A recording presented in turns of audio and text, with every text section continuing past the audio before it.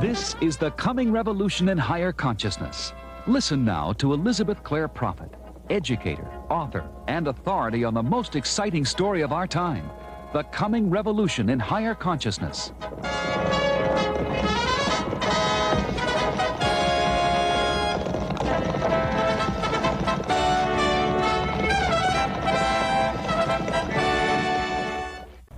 So there are 7 archangels of the 7 rays and 7 chohans, and each one teaches the path of the individualization of the Christ flame on that path.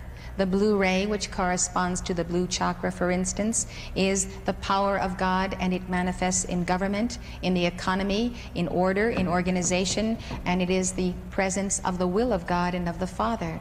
We learn lessons on that first ray that carry us on other rays where we are mastering love and wisdom and science and healing and truth and service, until finally we arrive to the 7th ray that corresponds now to our 7th age of Aquarius, and it is the ray of freedom, of the priesthood of the order of Melchizedek, that is continuing on the etheric octave in the temple of the Archangel Zadkiel, which is an etheric temple over the island of Cuba. Now, some of you are very interested in Melchizedek, and he too is an ascended master. He was a great light of the Old Testament. His is the first record of serving communion. He served that to Abraham, who tithed to him. And what do we find in Hebrews? The writing that Melchizedek was made after the likeness of the Son of God. Now, most Christians don't concede that anyone but Jesus was made as the Son of God, but it says in Hebrews that he was made like unto the Son of God. It also says, of Jesus, thou art a priest forever after the order of Melchizedek. Now, these two facts, that Jesus was a priest of the order of Melchizedek and that Melchizedek himself was made in the likeness of the Son of God, could only have been known and taught by Jesus. No one really knows who wrote the book of Hebrews. If Paul wrote it, I believe Jesus gave him that information directly, as Paul says again and again that he saw Jesus directly, not only at his conversion. Or else maybe Jesus wrote it down and it was copied. In any case, the 7th ray of Saint Germain, of Archangel Zadkiel of the 7th ray, of Melchizedek, teaches us what ritual? The ritual of the atom, the electron, the ritual of science, the ritual of religion, which means to bind the soul back to God. Not the dead ritual that everyone is weary of, but an enlivened ritual, the ritual of planets coursing around the solar system. The ritual of the central sun, the ritual of mighty seraphim, whom I wish you could see as God has showed them to me, as they procession from the great central sun to the planetary homes. Did you know that seraphim minister to you? They come to you, they place their auras around you, they can absorb from you disease and karma if you will call to them in the name of Christ. I call to the mighty seraphim to come now, surround this body of light bearers, penetrate the atoms, purge them of karma, and draw them into alignment with their inner blueprint. That is a call you can make to summon angels. I have just concluded a weekend in Vancouver on the healing power of angels. Angels are magnificent intercessors, but they will not intercede unless invited because of this law of free will. So we are building spheres of light. That's what Jesus meant by when he said, "In my Father's house are many mansions." If it were not so, I would have told you. This is your Father's house, and every sphere of that causal body is a mansion that is yours in heaven. In fact, when you are really in profound meditation, you may ascend to this plane. When you get to this plane, you may be in the state of samadhi, or you may be going beyond it to nirvana. These things are possible today. What is important is that you know it is a treasure house and a storehouse of abundance. This is the source of the abundant life, and which in the beginning was vouchsafed to us by the sacred word, the Om. The Om has never ceased to sound. How often do we in Western civilization go anywhere in public where there is not a bombardment of the sound waves? Almost an attempt to cancel out the great silence as well as the great cosmic hum that is all around us. When you chant the Om, you are not the originator of it. You are like Krishna's flute. You are an instrument through which this sound is reverberating for the sustaining of the matter cosmos. When the sound is withdrawn, matter begins to crumble. It goes into a disintegration spiral. Saint Germain showed me why we are in a state of decay, because we are not sounding the word of God. We are not raising the sacred fire in our temples, and therefore we see around us disease, old age, death, just as Gautama saw them. And yet there is the solution to human suffering, but we're not applying it. And we don't exercise this powerful center of the word in consonance with the other six. I would like to invite you to intone this Om and to see yourself. Imagine this great central sun far beyond the galaxies. Recently, they've seen a sun presence that is a greater force and power than they have ever seen in the known universe. How many of you read an article about that? It's an amazing thing. It came on the 7 o'clock news one night. There is a central sun. Visualize it as a tremendous, stupendous presence of power. That is the origin of the Om. And here we are, vessels, a chalice to receive it. So we open up our chakras, we consecrate our breath to the sacred fire breath, and we say,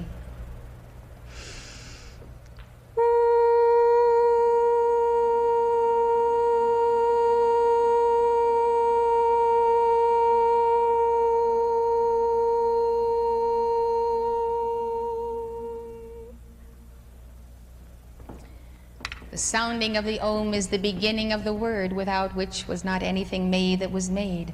John wrote that, but where did he get it? He got it from the ancient scriptures of the Far East, word for word.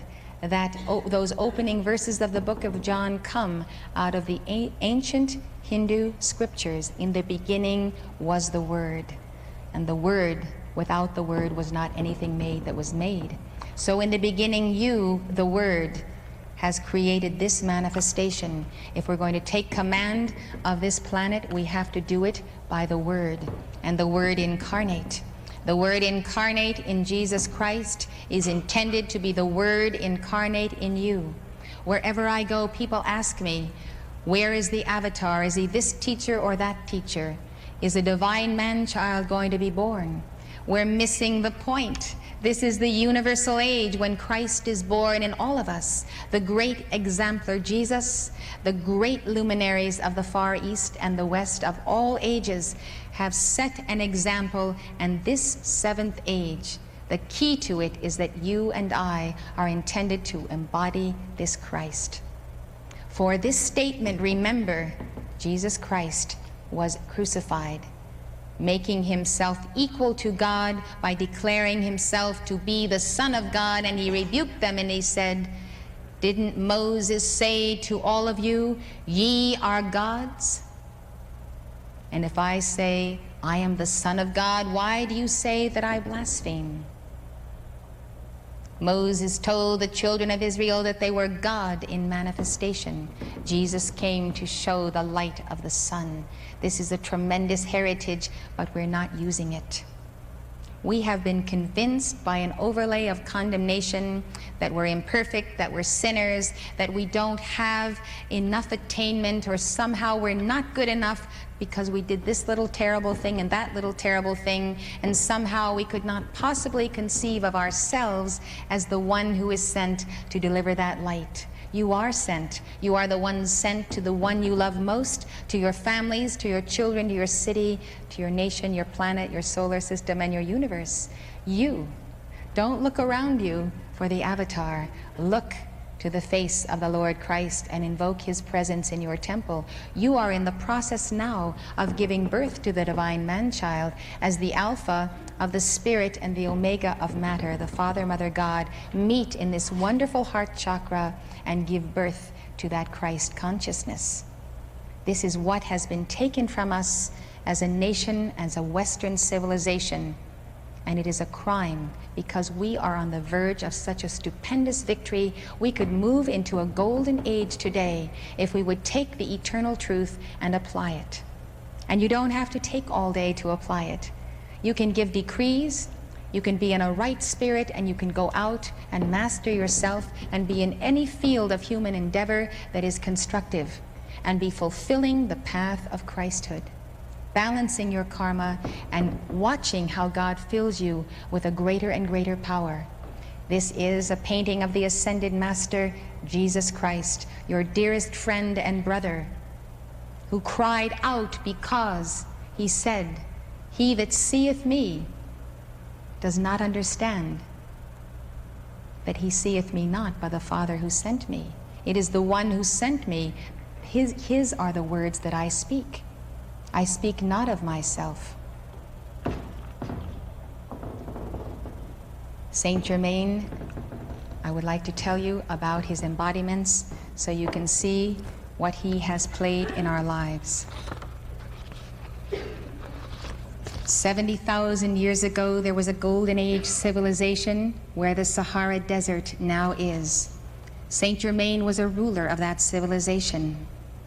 It was fertile country with a semi-tropical climate.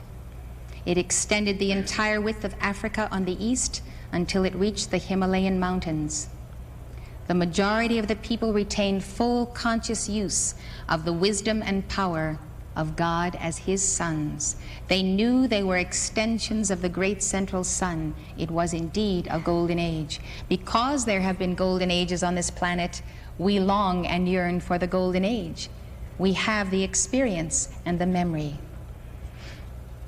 The empire was filled with great peace and happiness and prosperity. Saint Germain, as the king emperor, was a master of the ancient wisdom. He ruled by light. His empire was the living example of perfection. He was looked upon almost as a god by the people. But when they said this, they knew they were seeing a manifestation of God, not a God to be worshipped, but one to be emulated. They had great love for the wisdom that he brought. By and by, as has so often happened, the people became enmeshed in sense gratification.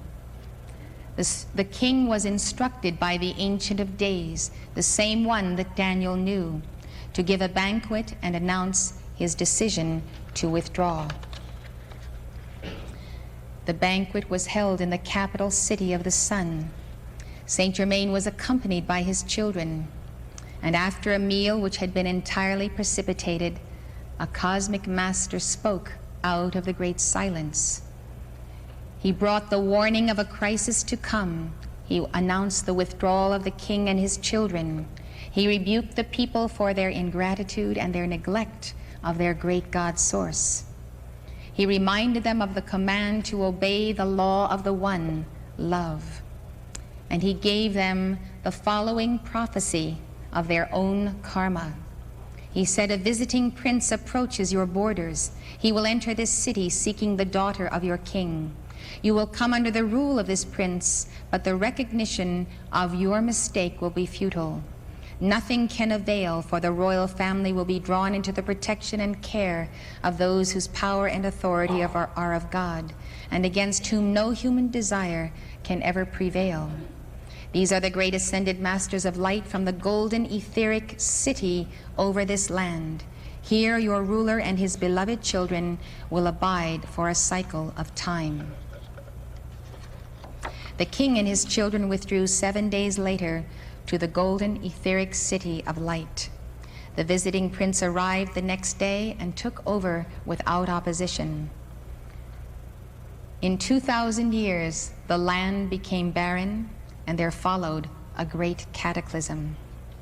Saint Germain gave a dictation in 1983 in which he commented. He said, "Thus, beloved hearts, we come to a similar moment to that of that final hour of the golden age when I presided where the Sahara now is. My family is much larger than it was then, for I include every one of you who love me as my very own family.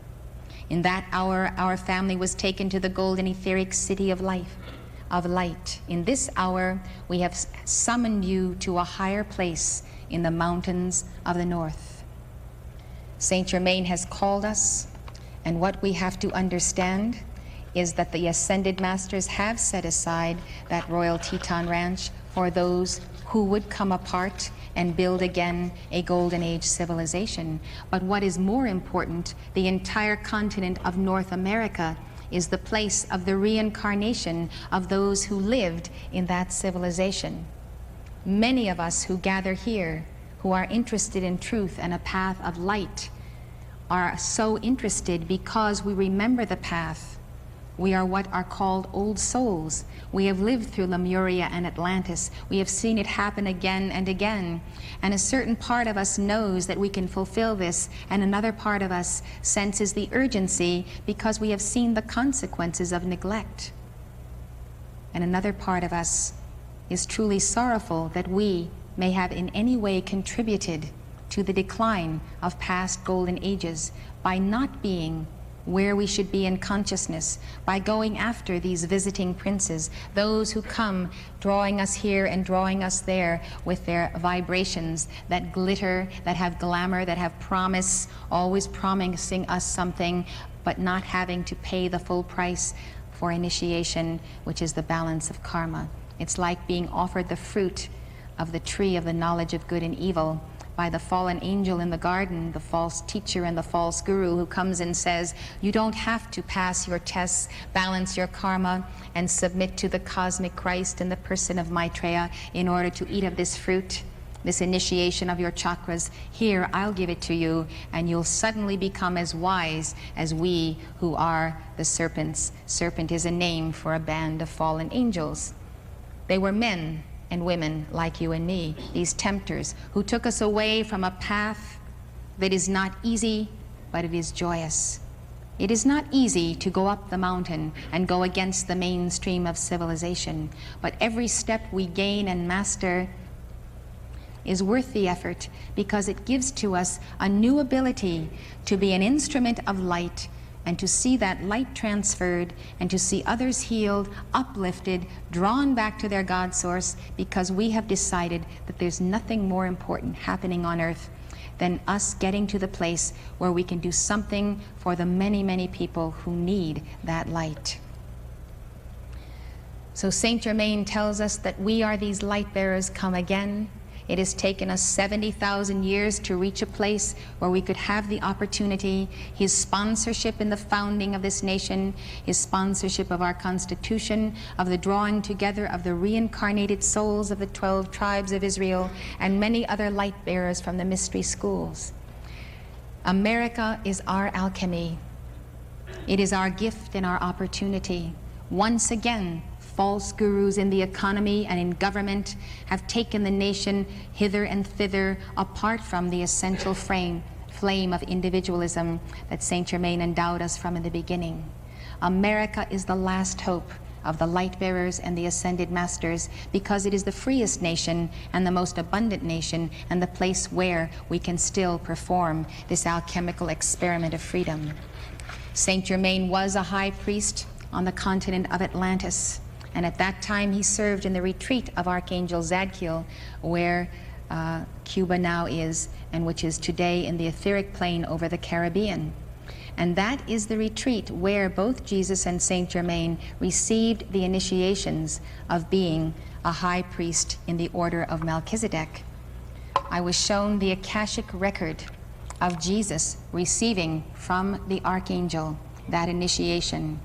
And I heard the words pronounced by Archangel Zadkiel upon Jesus Christ long ago in the era of Atlantis. Thou art a priest forever after the order of Melchizedek. And it is from that initiation that the words are inscribed in the book of Hebrews. This then is the great teaching of Saint Germain that he has brought to us that we knew long ago. It is the chart of your divine self, your real self. It shows a trinity in one. The great causal body above, you see the consciousness and presence of the Father in the center. The mediator between the absolute power of God and the lower figure who is yourself in embodiment is that universal Christ personified in Jesus, but also personified in you. There is only one begotten Son of God. It is the universal Christ. Jesus, the Son of Man, which is the Son of manifestation, embodied that universal Christ. Hence he was called Jesus the Christ, meaning Jesus the Anointed One, the one anointed with the power of the original Word. You are also the Son of Man. You are the Son of manifestation. The sunlight in your heart is a manifestation of your higher self. This Son of Man that you are sitting in your seat right now, you are intended to embody the Holy Spirit symbolized in that violet flame, that sacred fire surrounding you. You are intended to embody that universal Christ and to personify it on one of the 7 rays with your twin flame, and ultimately to embody that power of the Word, the I am that I am. Now the ancients knew that in every age, one or a very few come who embody that word, I am that was given to Moses. That word is written in the Old Testament as Lord, and you will note it is written in all capital letters, because it is an abbreviation for the Hebrew I am that I am, the Yud He Vav He, which is an affirmation of being. I am that I am means I will be who I will be.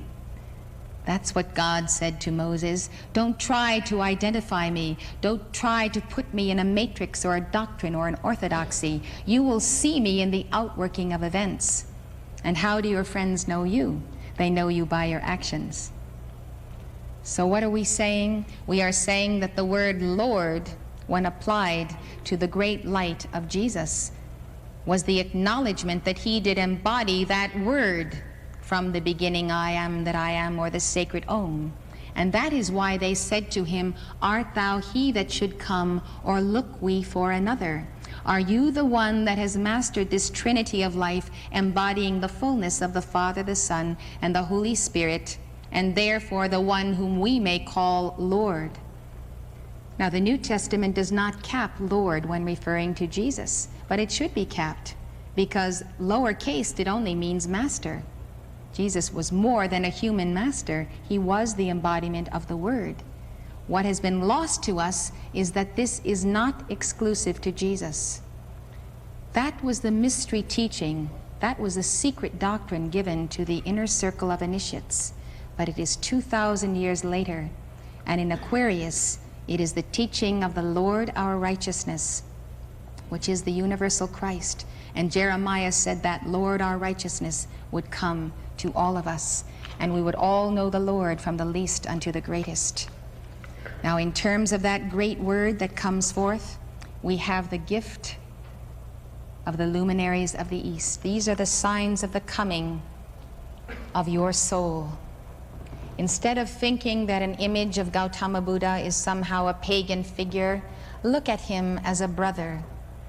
Penetrate the mind of this pilgrim, this one who left wife and child to discover the cause of human suffering, was willing to pay the price, to go into the higher octaves and find the path that would deliver us from being out of alignment through our untoward desires. These tremendous faces of light that are so profound are really images of your real self and your soul. These are our brothers. This is Lord Maitreya. This is Padma Sambhava, the 8th century lotus-born one. He came at a time of great trouble such as we are facing today, and he delivered the golden mantra, which comes out of the original word, and we can use this mantra to consecrate our own chakras, our 7 centers of being. The mantra is accompanied with mudras. A mudra is a hand configuration.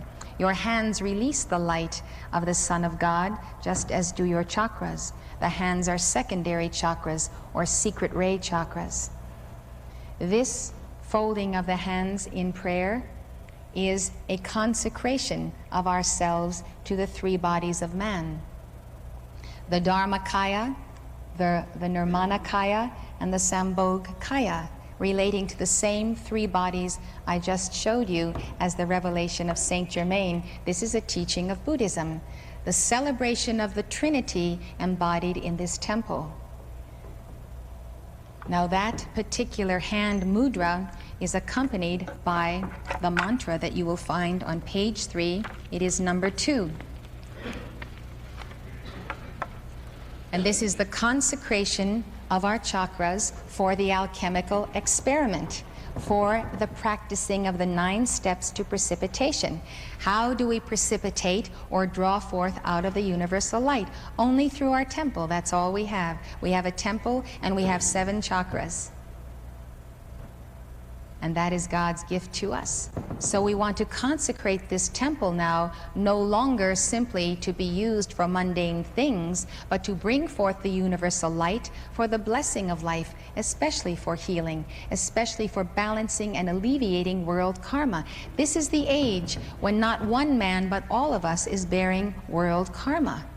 That's why it's heavy, and that's why diseases and things crop out on our bodies, because we're not consuming it fast enough by the Holy Spirit. So you celebrate God and you say Om Ahum.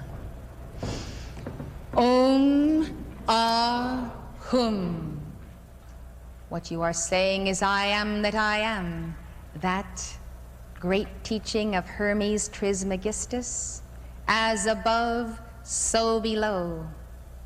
That is a statement of all of our religion in one brief statement.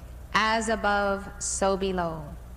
When you become not only convinced, but by your love and devotion to God and God in man, you become infilled with the presence of God.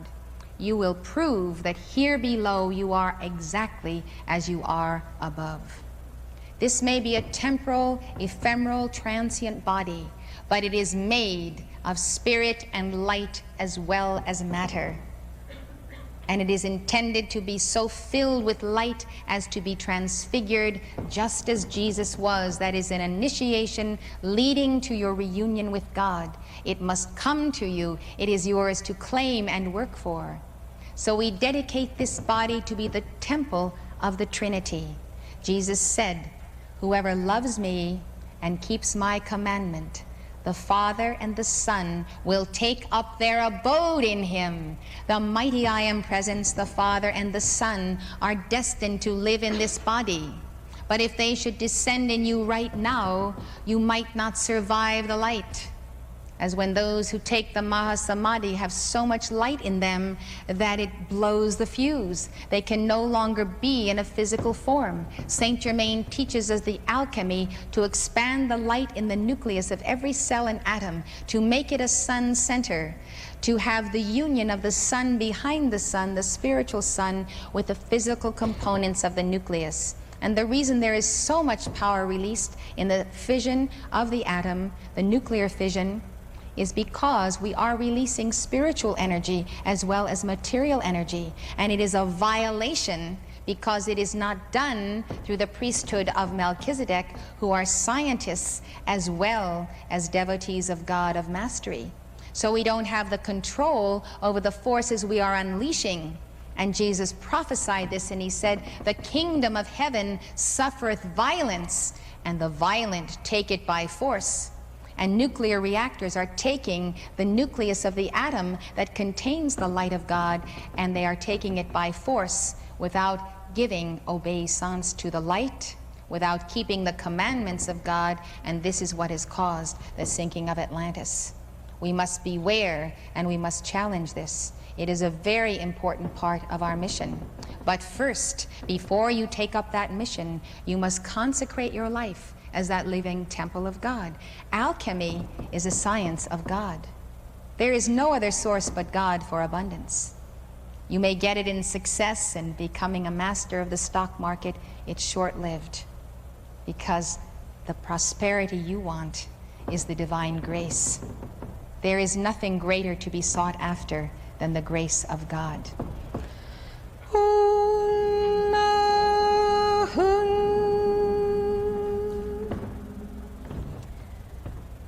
Now the mantra goes on, and the next syllable is Vajra. This is a very powerful release of the chakras. Gautama Buddha, when he was about to discover the source of light to end human suffering, was assailed by all of the forces of death and hell. They challenged him and they said, "You have no right to be doing what you are doing. That is my tree, my bow tree, that is my place." And Gautama Buddha sat in this posture and he touched the earth. This is the earth touching mudra. It's like staking your claim and saying, "I shall not be moved. This is my place. I will sit here and I will solve the problem of being. I will go to the source. I will bring down the light and I will dare to rescue suffering humanity from the grips of the toilers and the destroyers." So with this mudra, you say, Vajra, Vajra. It is a determination. I will be what I will be, and nothing will stop me from going to my God according to his will. When he came back from Samadhi, he taught the Four Noble Truths. Then he went on high again and delivered to us the Eightfold Path and tremendous wisdom that was also a secret teaching. So immediately, what he is getting, he is giving. It's another law of flow of alpha to omega. So this mantra, this syllable is Guru, and it is a palm extended with a hand cupped here at the level of below the heart and approximately at the solar plexus, where Jesus said that we would have a release of a fountain of living water from our bellies. The most apt description of the light of God that flows through the solar plexus, the place of the sun, when you have purified your desire. So you can do this as a palm extended in givingness, or you can put two of the center fingers back, and it is the same. Guru, the inner God, gives the inner knowledge. Freely we have received, freely give. That's a command of Jesus.